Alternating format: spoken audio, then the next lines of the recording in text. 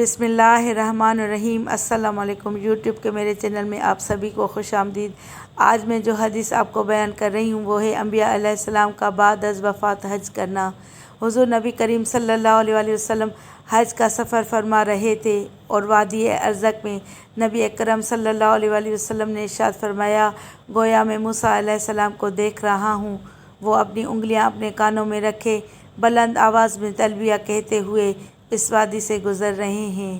حضور نبی کریم صلی اللہ علیہ وآلہ وسلم جب آگے تشریف لے گئے تو ارشاد فرمایا، گویا میں یونس علیہ السلام کو دیکھ رہا ہوں جو سرخ رنگ کی اونٹنی پر سوار ہیں اور انہوں نے اون کا جبہ پہن رکھا ہے اور اونٹنی کی نکیل کھجور کے درخت کی چھال کی ہے اور وہ اس وادی میں سے اللہم لبیک اللہم لبیک کہتے ہوئے گزر رہے ہیں اور آواز بلند کیے ہوئے ہیں، صلو علی الحبیب صلی اللہ تعالی علی محمد صلی اللہ علیہ وسلم۔